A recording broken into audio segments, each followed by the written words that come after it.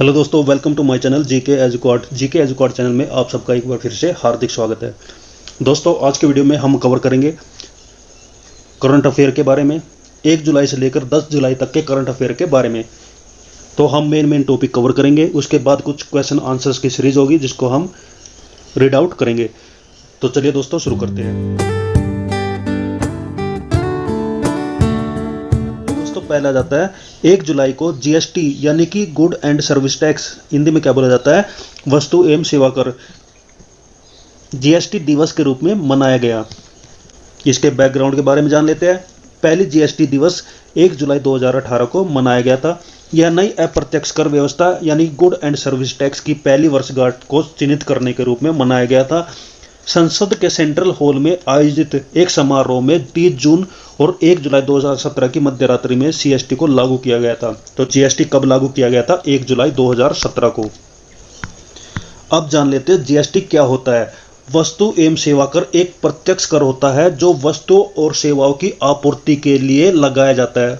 वस्तु और सेवा यानी कि गुड एंड सर्विसेज, जितना भी किसी देश के अंदर प्रोडक्शंस होता है उसको गुड एंड सर्विसेज बोला जाता है। गुड्स होते हैं वे सभी वस्तुएं जिनको हम देख सकते हैं, टच कर सकते हैं, और सेवा या सर्विसेज वे चीज़ें होती है जो एक बार यूज करने के बाद खत्म हो जाती है।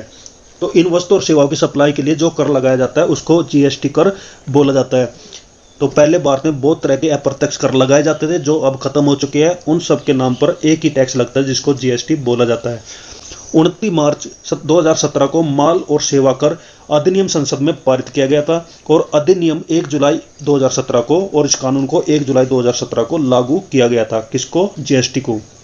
सेकंड आ जाता है इसरो ने पीएसएलवी C-53 मिशन सफलतापूर्वक लॉन्च किया। पीएसएलवी की फुल फॉर्म होती है पोलर सैटेलाइट लॉन्च व्हीकल।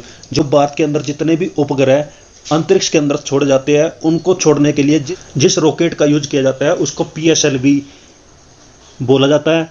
तो भारतीय अंतरिक्ष अनुसंधान संगठन ISRO, Indian space research organisation ने आंध्र प्रदेश के श्रीहरिकोटा से पीएसएलवी C-53 मिशन लॉन्च किया।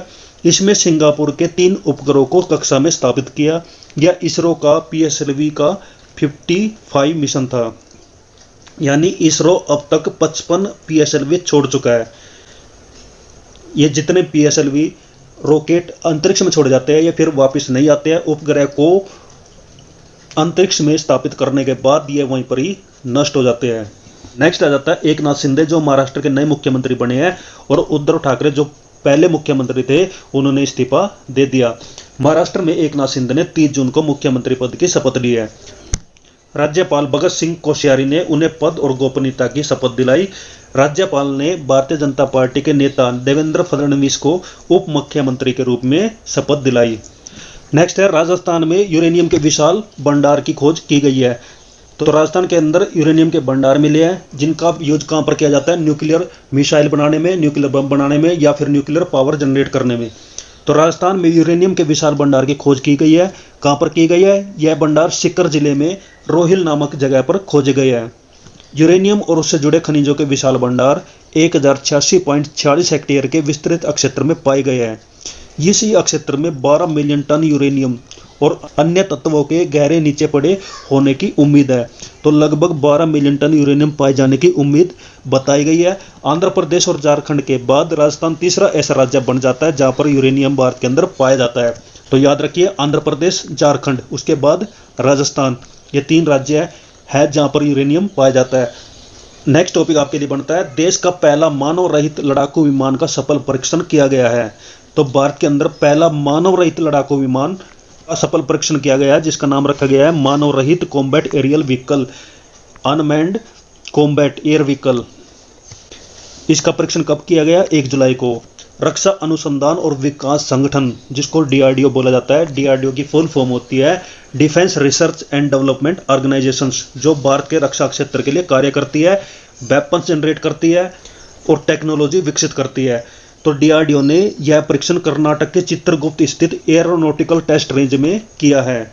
अब बात कर लेते हैं भारत के विदेशी मुद्रा भंडार के बारे में। तो इंडियन फॉरेक्स रिजर्व अब भारत के पास कितना हो चुका है? 588 अरब डॉलर। तो 1 जुलाई 2022 को समाप्त हुए सप्ताह के दौरान जो है भारत के पास विदेशी मुद्रा भंडार 5 अरब डॉलर की गिरावट के साथ, यानी 5 अरब डॉलर की गिरावट भी देखी गई है। तो इसके साथ ही भारत के पास 588.31 अरब डॉलर पहुंच चुका है। विश्व में सर्वाधिक विदेशी मुद्रा भंडार वाले देशों की सूची में भारत चौथे स्थान पर है और पहले स्थान पर कौन है? चाइना। विदेशी मुद्रा भंडार क्या होता है? इसे फॉरेक्स रिजर्व भी बोला जाता है या फिर आरक्षित निधियों का भंडार भी कहा जाता है। भुगतान संतुलन में विदेशी मुद्रा भंडारों को आरक्षित परिसंपत्तियां भी कहा जाता है तथा ये पूंजी खातों में होते हैं। यह किसी देश की अंतर्राष्ट्रीय निवेश व्यवस्था का महत्वपूर्ण भाग होता है।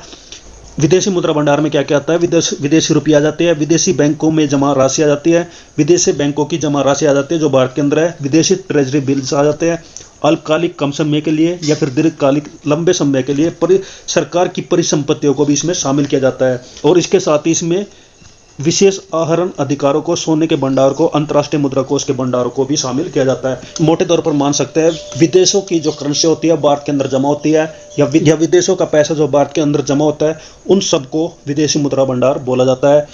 जब भी कोई देश किसी देश के साथ आयात या निर्यात करता है तो उसमें विदेशी मुद्रा भंडार का यूज किया जाता है। अब नेक्स्ट आ जाता है जापान के पूर्व प्रधानमंत्री शिंजो आबे की हत्या कर दी गई है। 8 जुलाई 2022 को जापान के पूर्व प्रधानमंत्री शिंजो आबे का निधन हो गया है। शिंजो आबे को भाषण देते समय एक हमलावर ने गोली मार दी थी जिसके बाद वे बेहोश हो गए थे। इस घटना के बाद उन्हें अस्पताल ले जाया गया लेकिन तब तक उनकी मृत्यु हो चुकी थी। यह घटना कहां पर हुई थी? जापान के नारा क्षेत्र में। अब जान लेते हैं शिंजो आबे के बारे में। शिंजो आबे जापान के इतिहास में सबसे लंबे समय तक प्रधानमंत्री रहे हैं। कब से कब तक रहे हैं? 2006 से 7 तक और उसके बाद 2012 से लेकर 2020 तक शिंजो आबे ने ओबनोमिक्स की अवधारणा पेश की थी। वह मुख्य अतिथि के रूप में दिल्ली में भारत के गणतंत्र दिवस परेड में भाग लेने वाले पहले जापानी प्रधानमंत्री थे। उनके कार्यकाल में भारत और जापान के बीच में काफी अच्छे संबंध बने थे।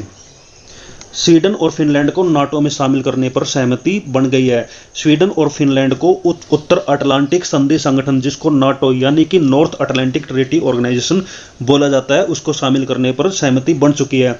यह सहमति फिनलैंड के विदेश मंत्री पेक्का होविस्टो और स्वीडन की विदेश मंत्री एन लिंडे की उपस्थिति में बेल्जियम के ब्रुसेल्स में स्थित नाटो मुख्यालय में बनी है। तो कुल मिलाकर स्वीडन और फिनलैंड भी नाटो में शामिल हो सकते हैं। नाटो के बारे में जान लेते हैं। नाटो क्या है? नॉर्थ अटलांटिक ट्रीटी ऑर्गेनाइजेशन है। इसमें 30 यूरोपीय देश है और उत्तरी अमेरिका के देश है जिसमें अमेरिका और कनाडा प्रमुख है। नाटो को कब बनाया गया था? दूसरे विश्व युद्ध के बाद रूसी के खिलाफ आक्रमण से बचने के लिए बनाया गया था। कब बनाया गया था? 1949 ईस्वी में। इसका मुख्यालय कहां पर है? ब्रुसेल्स, बेल्जियम में। नाटो सदस्य देशों ने सामूहिक सुरक्षा की व्यवस्था बनाई है जिसके तहत बाहरी आक्रमण करने पर ये सदस्य देश आपस में सहयोग करेंगे। नेक्स्ट है, राष्ट्रपति ने राज्यसभा के लिए 4 सांसदों को मनोनीत किया है। भारत के अंदर राज्यसभा में राष्ट्रपति विभिन्न क्षेत्रों में विशिष्ट योगदान देने वाले 12 सांसदों को मनोनीत कर सकता है। इस श्रेणी में 6 जुलाई को राष्ट्रपति ने 4 सांसदों को मनोनीत किया है। यह सांसद है P T. Usha, Ilaiyaraaja, Virendra Heggade, V Vijayendra Prasad. P T. Usha खेल से संबंधित है, इलैया राजा फिल्म क्षेत्र से संबंधित है, वीरेंद्र हेगड़े संगीत क्षेत्र से संबंधित है और विजेंद्र प्रसाद समाज सेवा से संबंधित है। भारतीय संविधान अनुच्छेद 80 राज्यसभा के गठन का प्रावधान करता है। राज्यसभा के सदस्यों की अधिकतम संख्या 250 हो सकती है, परंतु वर्तमान में राज्यसभा की संख्या कितनी है? 245। इसमें 12 सदस्यों को राष्ट्रपति के द्वारा साहित्य के क्षेत्र में, विज्ञान के क्षेत्र में, कला के क्षेत्र में और समाज सेवा के क्षेत्र में राष्ट्रपति मनोनीत कर सकता है। नेक्स्ट आपके लिए बनता है, भारतीय वायुसेना में इंडियन एयरफोर्स में पिता और पुत्री ने एक साथ फ्लाइंग करके एक नया इतिहास रचा है। तो भारतीय वायुसेना में इंडियन एयरफोर्स के अंदर फ्लाइंग ऑफिसर है अनन्या शर्मा और उनके पिता है fighter pilot air commodore Sanjay Sharma. तो ये पिता पुत्र की जोड़ी है जिन्होंने एक साथ एक ही जेट फॉर्मेशन में उड़ान भरकर नया इतिहास रचा है। तो दोस्तों अब कुछ इंपॉर्टेंट क्वेश्चन देख लेते हैं। महाराष्ट्र के नए मुख्यमंत्री निम्न में से किसको बनाया गया? तो आपको पता होगा एकनाथ शिंदे को। तो महाराष्ट्र के नए मुख्यमंत्री होंगे एकनाथ शिंदे, जिसको महाराष्ट्र के राज्यपाल भगत सिंह कोश्यारी ने शपथ दिलाई है। और महाराष्ट्र के उप मुख्यमंत्री होंगे देवेंद्र फडणवीस। एकनाथ शिंदे का जन्म कब हुआ था? 1964 ईस्वी में। और कहां पर हुआ था? सतारा में। नेक्स्ट आ जाता है, नीरज चोपड़ा ने हाल ही में डायमंड लीग में शानदार प्रदर्शन करते हुए किस पदक पर कब्जा जमाया है? तो इसका राइट आंसर रहेगा रजत पदक पर। तो नीरज चोपड़ा ने डायमंड लीग में शानदार प्रदर्शन करते हुए सिल्वर मेडल पर कब्जा जमाया है। इसी के साथ ही उसने 15 दिनों में दूसरी बार अपने नेशनल रिकॉर्ड को तोड़ा है। वही ग्रेनेडियन एंडरसन पीटर्स ने 90.31 मीटर दूर भाला फेंककर गोल्ड मेडल जीता है। तो गोल्ड मेडल किसने जीता है? ग्रेनेडियन एंडरसन पीटर्स ने।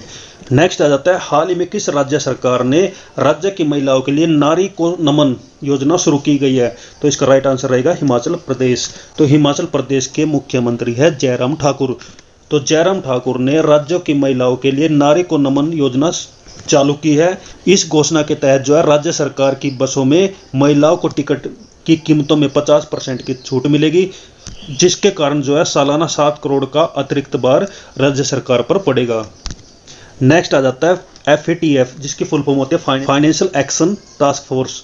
इसके अध्यक्ष निम्न में से कौन है? तो इसका राइट आंसर रहेगा टी राजा कुमार। तो केंद्रीय स्वास्थ्य मंत्रालय ने 18 साल से अधिक आयु के लोगों के लिए बूस्टर डोज के अंतर को 9 महीने से घटाकर कितने महीने कर दिया है? तो इसका राइट आंसर रहेगा 6 महीने।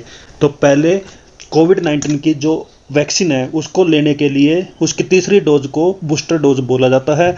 उस बूस्टर डोज को लेने के लिए पहले 9 महीने का गैप रखा गया था, अब कितने महीने का कर दिया? 6 महीने का। नेक्स्ट है, मुख्तार अब्बास नकवी को किस मंत्री पद से इस्तीफा दिया है? तो इसका राइट आंसर रहेगा केंद्रीय अल्पसंख्यक कार्य मंत्री। तो उनकी जगह पर केंद्रीय अल्पसंख्यक कार्य मंत्री बनाया गया है स्मृति ईरानी को। नेक्स्ट आ जाता है, हाल ही में किस केंद्रीय मंत्री ने डिजिटल माध्यम से श्रीनगर में स्वामी रामानुजाचार्य की प्रतिमा, जिसको क्या कहा जाता है स्टैचू ऑफ पीस, का अनावरण किया है? तो इसका राइट आंसर रहेगा गृह मंत्री अमित शाह ने। तो गृह मंत्री अमित शाह ने डिजिटल माध्यम से श्रीनगर के अंदर स्वामी रामानुजाचार्य की प्रतिमा है स्टैचू ऑफ पीस, उसका अनावरण किया है। रामानुजाचार्य कौन थे? ये वैदिक दार्शनिक और समाज सुधारक थे, जिन्होंने भारत के अंदर समानता और सामाजिक न्याय के सिद्धांतों पर बल दिया था। नेक्स्ट क्वेश्चन आपके लिए बनता है, अल्पसंख्यक मामलों में मंत्रालय का अतिरिक्त प्रभार किसको बनाया गया है? तो स्मृति ईरानी को। और लास्ट आपके लिए बनता है, ब्रिटेन के प्रधानमंत्री पद से इस्तीफा देने वाले कौन व्यक्ति थे? तो उनका नाम था बोरिस जॉनसन। बोरिस जॉनसन जो ब्रिटेन के प्रधानमंत्री थे, उन्होंने प्रधानमंत्री पद से इस्तीफा दे दिया है। क्यों दे दिया है? क्योंकि उनके खिलाफ जो है बगावत बढ़ गई थी और 2 दिन के अंदर ही 40 से ज़्यादा इस्तीफे संसद में दिए गए थे। तो दोस्तों ये था करंट अफेयर 1 जुलाई से लेकर 10 जुलाई तक का। तो दोस्तों अगर आपको ये वीडियो अच्छी लगी है तो वीडियो को जरूर लाइक करें, शेयर करें, और जिसने मेरा चैनल अभी तक सब्सक्राइब नहीं किया है तो इसको जरूर सब्सक्राइब करें। तो थैंक यू दोस्तों, बेस्ट ऑफ लक सभी को। थैंक यू, जय हिंद, जय भारत, वंदे मातरम।